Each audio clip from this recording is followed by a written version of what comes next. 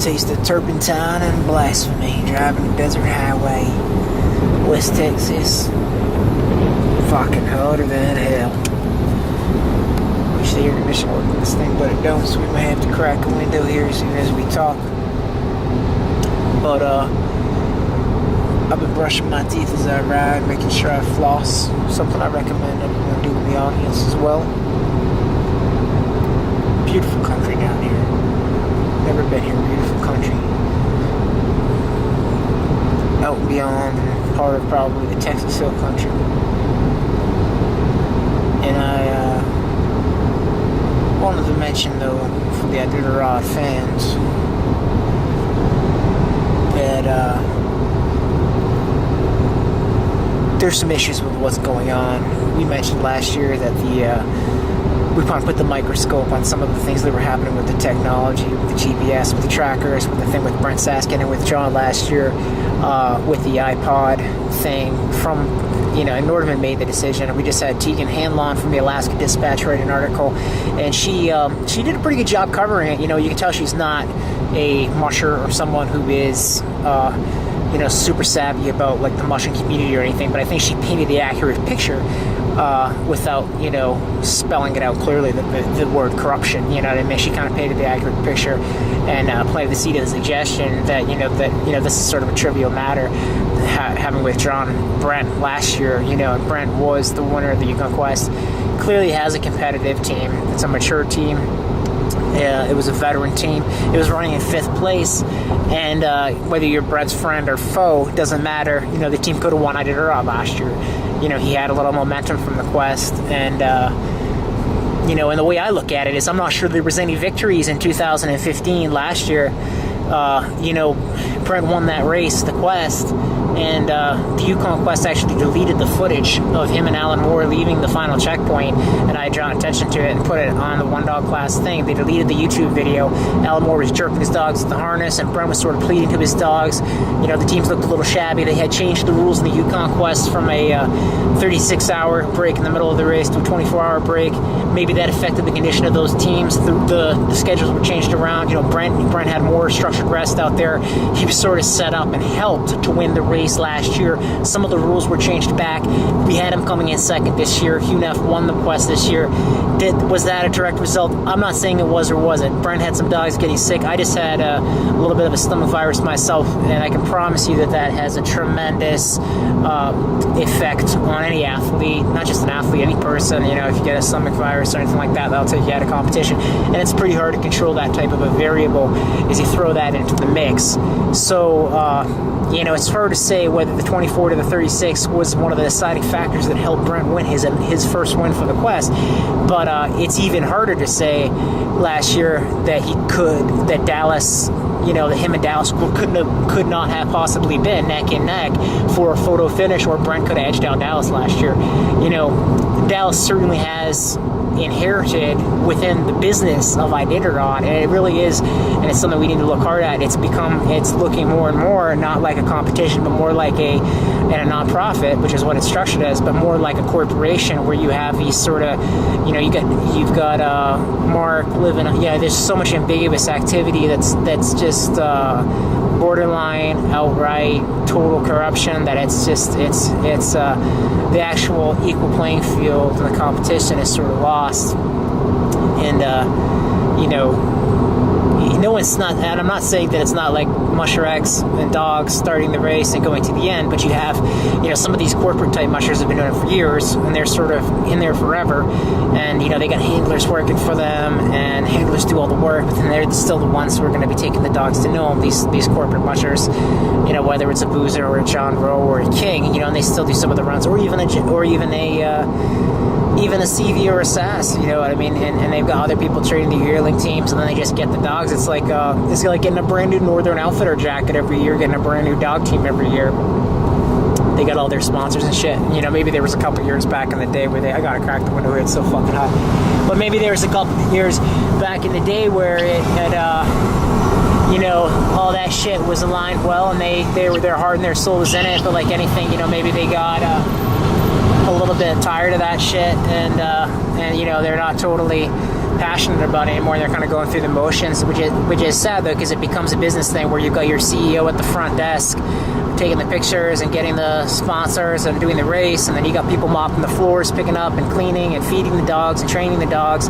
And for the media, you need to make sure that sort of that there's a little bit of transparency for that, not just where the money's coming from and where the money's going. Because in addition, we looked at the Krista Fee group, or the Willow group, and she's an independent person, not an Iditarod, I'm not sure, but she's the daughter of Helen Hegner or whatever, and they're associated with the Iditarod, and she was doing some illegal things, taking money, and sort of acting as a nonprofit without a nonprofit status. And it's very similar, to be fair and honest and direct, to a lot of the dog mushers kennels. They're doing sort of similar things where they take money from all kinds of different entities and put it towards, quote unquote, towards their dog mushing efforts, but there's actually no transparency in terms of what's going on with the money. So you could be giving money to Musher X, they could be taking it and they could be doing anything with it. They could be putting their kid through school, they could be going to the strip club, they could be building a cabin, they could be building dog food. Unless there's actually transparency, you're not going to really get a sense for that. And you're also not, so it's just, and I'm not really sure, I don't know, I actually think it's probably worth looking at that sort of thing for some of these people who keep some of these situations. But the biggest thing I want to look at right now is with the Iditarod is the Iditarod Insider team has sort of grandfathered in Danny Seavey, and as a Seavey brother and blood relative to Dallas, and also the son of Mitch, and someone who's a huge part of the business enterprise of the Seavey sled dog tours, and they've sort of monopolized sort of a McDonald's type thing, and they're leasing and buying everyone's dogs, and it's become about money, and it's got away from just like, the objectivity of the analysis is not really there. It's great that Danny wants the coverage on the Iditarod sled dog tours page on his own page, but his business interests are too intertwined at this point, I think, for that to be a healthy partnership. In addition, back when the Insider first came out, back in whatever it was, 2006, 2007, 2005, I was first, I commented negatively against it because they raised the Iditarod entry fee, and I was like 20 years old and was just sort of trying to figure it out and put the dogs together. It's just like, it's a chunk of money. They added a couple $1,000s to it, and I was like, fuck this, no one's going to buy your stupid pay-per-view thing. And that really got the hackles up for those Iditarod guys. And I think Danny Seavey was one of the ones who came up with the idea. He was over there, he'd go in and sit on Chaz St. George's knee, and he was, he's a brown-nosing kid, Danny is. I think everyone knows that, a business boy, and but that's part of the Seavey team. You didn't have that sort of a player, but the Iditarod organization and the nonprofit or whatever it is, it needs to be, you need to have a line between that and the Seavey business for the health and longevity and for the quality of competition over time. Because last year we had Brent pulled out for something trivial, and it was a competitive team. We've got Wade Mars, for instance. Danny made some sort of a comment on the Seavey Iditarod Facebook page last year, sort of dismissing Wade Mars and saying he was having the run of his life, or even I think Dallas said, maybe it's just that group of dogs that Wade got. And I think he got them from Sonny Lindner, who's in Fairbanks, and Sonny had purchased a bunch of dogs from Lance Mackey, who was just coming off a run of several victories and had sort of cemented his position at the top of the food chain of the sled dog kennels, and the bloodlines were of his Zorro, etc. And I'm not really sure what dogs Wade got, and I'm not pretending to know all the details on these deals. I'm just saying that you can see a pathway there, and I can see the conclusion that Dallas, and I actually would have probably said the exact same thing Dallas said in the article, where Dallas is like, I'm not sure, is Wade going to be able to have the litters of puppies and the yearlings and having them trained and having them get enough experience to come up and to be able to maintain consistency. He's had a couple top 10 finishes, and his confidence is up. And does he have the depth in the program to follow through with that and to be able to be not just a fluke? You see some of these people, they shine bright, and it's just a group of dogs. We had Jake Berkowitz, and he had a group of dogs from John Little, and there was a couple of years there where he was right there in the top, and then he's now out of it. But there were some other factors there too, and again, I'm not pretending to know all the details here, but this is a competition, and it's totally reasonable for people to make commentary about it and use the information they do have, and that's the information I have. So just with objectivity, so I can see what Danny or what Dallas would say. But I also know that Wade, on his Facebook or whatever, has, he said he's got like 5 or 6 good letters coming up. He's got some litter splits. So I'm sure Wade thinks and believes he's got the depth. I think he's got a lot of dogs. But the point is, like last year we had, we just read in the paper how Jeff King and Mark Norman are saying the exact same thing when interviewed about the deal with Sasket and with John. And, last year with the stupid iPod thing, which is totally ridiculous, and people want a sled dog race. Also, people want more than a sled dog race. People want something with values and with integrity and with purpose and with meaning connected to a social cause. But people want a sled dog race where the teams are, it's a dog race, and we don't want someone to pull a 5th place team out, a couple 100 miles into the race over something stupid like that. If it's a rule or something and you're pulling someone out, you need to pull out more teams, or you just need to have a system where you're giving a warning or something. And we went into this last year. But the biggest thing this year is, and we just see in the article how Jeff King and Mark Norman see the exact same thing. So, Mark Norman is in Denali Park, like we've said a zillion times here, living on Jeff's land, right next to Jeff. He basically works for Jeff. It's corruption, but he's the race marshal for the nonprofit. Jeff King gives $50,000 to Iditarod. Iditarod Insider Coverage is strapping a GoPro on him and making him sort of be the media diva for the Iditarod Insider Coverage, and getting him more traffic driven to his sled dog tour business and his business and everything. And he's a perennial front runner, so I'm not saying that is necessarily exactly the only reason they're giving, slapping a GoPro on him or whatever, using the footage, or maybe it's his own GoPro, I don't know. But I'm just trying to say is, I'm pretty sure Iditarod Insider used that GoPro footage, though, for their coverage either way. So, if Brent wants to use this thing or something, it's just, to me, it's like you don't withdraw a team for that. And I think everyone saw that last year, and they saw something that was, that I have known that's been corrupt forever, and they saw it come out, with its sort of rear its ugly head, and where everyone was sort of like, wow. But this year we're looking at this, and we've got the beginning of something similar to the poor corrupt relationship with Norman and Jeff King begin to cement and solidify with Danny Seavey, who is the elder brother of Dallas, and who is a son of Mitch and a brother to Terrell and to young Conway, has been sort of grandfathered or welcomed into the Iditarod Insider crew. So he will be providing commentary with these other guys, whoever they are.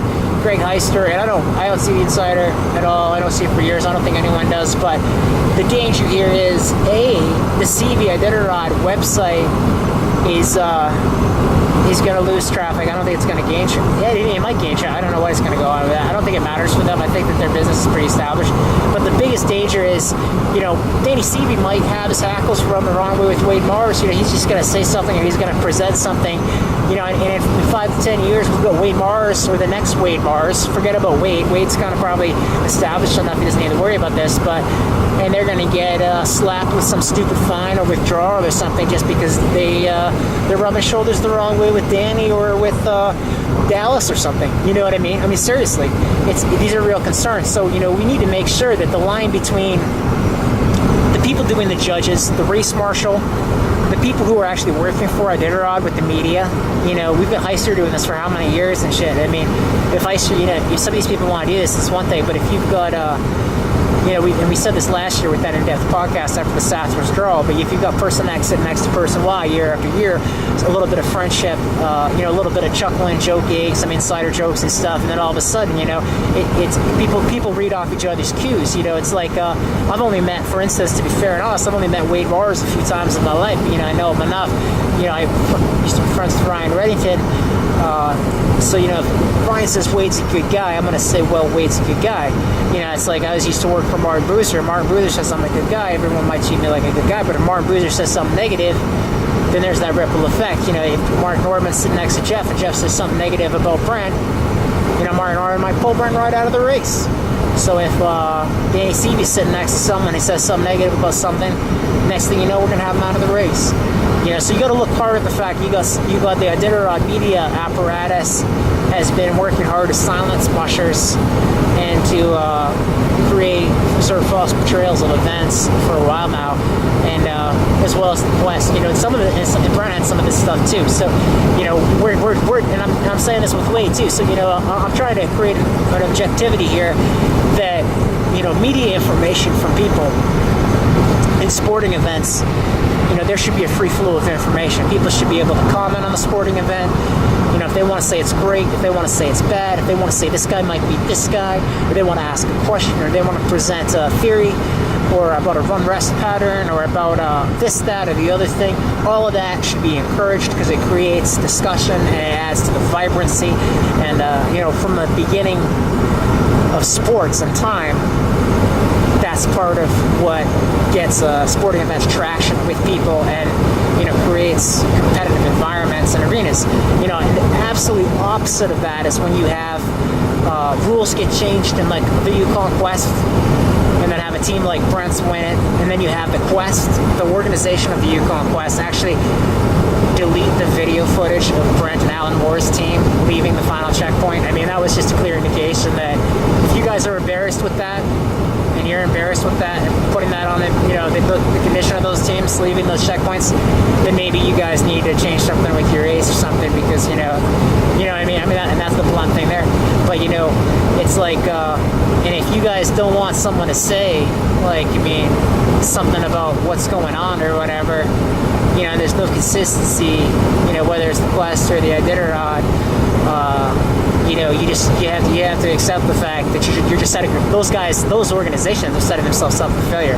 So, you know, if you're changing the rules around the Quest and someone's winning and it doesn't even look like a win or even the same race as it's been for the last couple decades, then we go over to the Iditarod and the same team, which was a competitive team, but, you know, it's winning this race that just got changed around, almost as if the race got changed around to set it up to win. That same team, which is a competitive veteran team now, right? And this guy is just out there on his team, and he thinks he won a race, but it's not the same race it's been the last 2 decades. A couple 100 miles in, he's getting pulled out by this guy Nordman, who's living on the land of, you know, Jeff King, to say it for the 5,000th time, and somehow he's the race marshal for Iditarod. And like I said before, Jeff King, I've been to his kennel. I looked at buying some young dogs years ago. And I went up there, I drove up to Denali Park, and he had 20 dogs. I think they were yearlings. You know, I don't know if they were yearlings or 2-year-olds, and he had them. They were staked out on a couple of chains, no houses. And, you know, they were just kind of in that mode where he was taking them from the puppy pens out, had them out there for a couple months or something, no houses. And I was asking him, you know, he's telling me how he shot this dog that was a brother or sister or that.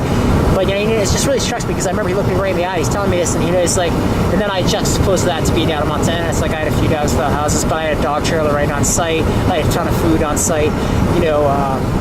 And just the differences in how these things are handled. You know, you can be somewhere if you're an Iditarod champion with someone else.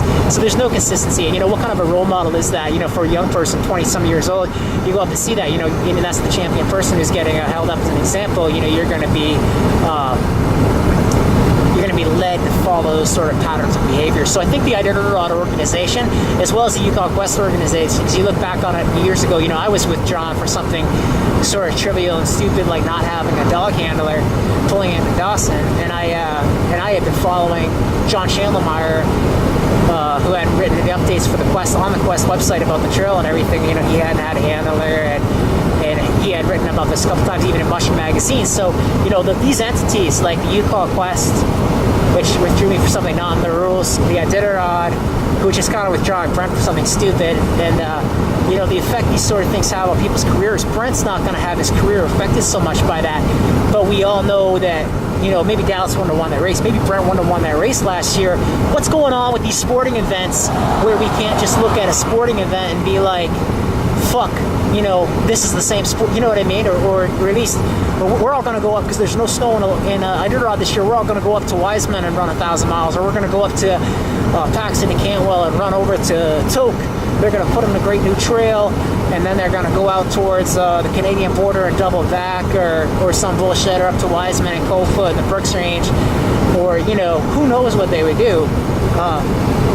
But everyone's going to be on the same playing field. We're going to have the rules. We're not going to pull people out for bullshit things. We're not going to be saying this person in Montana we're going to try to, you know, freak out about this person not having a few houses. Go get Jeff King without houses in Denali, and that's fine. And this young person, 20 years old, you know, is clearly going up and seeing Jeff King's kennel and has bought a few dogs for Jeff.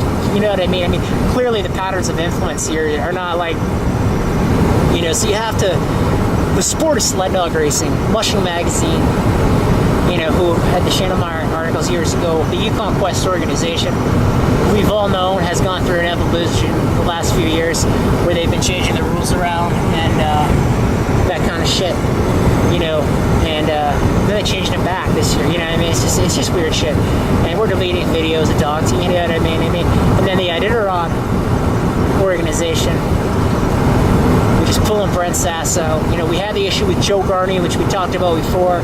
Joe Garney, Teller Eskimo, who his dogs won the race with Libby Riddles years ago. And Jeff King had bought some of his sled dogs, and as I understand it, there was quite a bit of friction and tension between Joe Garney and Jeff King. Jeff King, when he was younger, he was a big dog buyer, sort of like you might see a Berkowitz, or you know, we got a Dallas or Wade, or all these kids these days. These kids out in the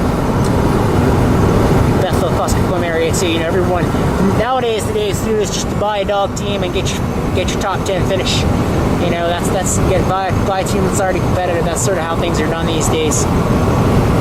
The Kaiser and the other kid Williams, you know, we're not trying to give everyone a hard time, but you know, I look back on it and you know, sitting there at the Martin Boozer table, that, you know, is like, you know, I got a couple of females and I bred them to his dogs, and it's like, you know, you try to raise the puppies, train them yourselves, and you go that route. You know, you go in there, you buy the car. It's not quite the same as, you know, getting the car from the auction or whatever. I don't know, you know, if you had a kid or something, whether it's worth it doing that, but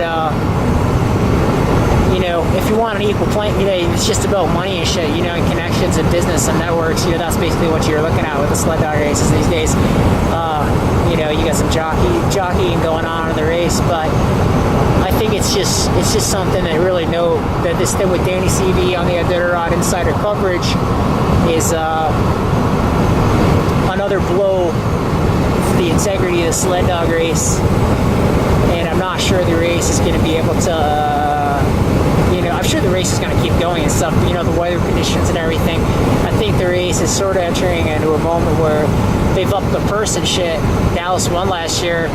You know, we had Brent win the Quest. I mean, I don't think anyone even knows that those were clear victories, you know, so I think the way I look at it is, you know, these are just business corporate structures. Whoever can raise the most money and funding and, you know, mobilize the network and shit and buy the breedings and employ the handlers. You know, when I was younger, I sort of had that pure idyllic thing, and I like getting out, using the dogs in nature and traveling. That I kind of came to Alaska, and I didn't really realize, I didn't understand business, and I didn't realize that it was like business. And you know, I worked in the tourist industry and for several summers, and then I did all kinds of other jobs after that. But I worked as a handler for a few winters there, and I kind of learned there, you know, being dog savvy about the dogs and stuff, training the dogs. But you know, even before I came to Alaska, I had a good understanding of breeding, genetics, and sled dogs. But you know, just looking at it hard, it's just such a business thing. It's really easy to get sort of a sour taste. And you look at like I don't know what those girls' named. They were twins and they were in Kenai, but they had, like, one of them was in a relationship or something with Paul Gephardt, who was way older than her, and he was married. And then you know, you have it's like Monica Zappas or Tim Osmar. She's running his dogs, and it's like Kristen Bacon up with Jeff King. You know, it's almost like these. And there's a lot of these handler, you know, dog musher relationships. It's almost like they're trading sex to run the dogs, and it's just like the line between like being a dog handler and you know, they're not, a lot of times they're not a technical employee. It's this work for Roman board, so you know, people are going to take advantage of, or there's no clear lines on the relationship, which sets the whole thing up for failure and bad feelings, and then, you know, it ripples into different screwed up relationships over time. But it's just there's just so much weird shit with that group of people, and it's like you clearly look at it, and it's just it's politics and business. It's not competition. You know, Dallas is and never will be the champion of the state of Alaska. You know, that's a kid who got an escort off of SledDogCentral.com to be his wife. He's got a shitload of money from the J.J. Keller, and he's got a bought dog team. You know, and if you're going to have a Wade Mars, or you're going to have anyone else, I don't care who he is. I'm trying to think of these kids' names, Kaiser, anyone else. If you guys are just gonna buy the dogs, and then they're gonna go become a top 10 finisher, and then potentially win the race. I think you're just buying the race, and I think what you're doing is you're killing competition and you're killing love, you're killing values and what was supposed to be, Alaska. Because in a competition, someone's going to be with you because you're the best at something, not because you're the owner's son, you know what I mean, or not because you have the most money to buy the dogs to become the best at something. Because being a dog handler and being the owner are two different things. So I think it's fun that the Seaveys want to try to own the brand of Iditarod, but I think all that shows is that the brand of Iditarod is no longer the brand of Alaska, and it's the brand of money, it's the brand of materialism, it's not the brand of values, and it's not the brand of competition.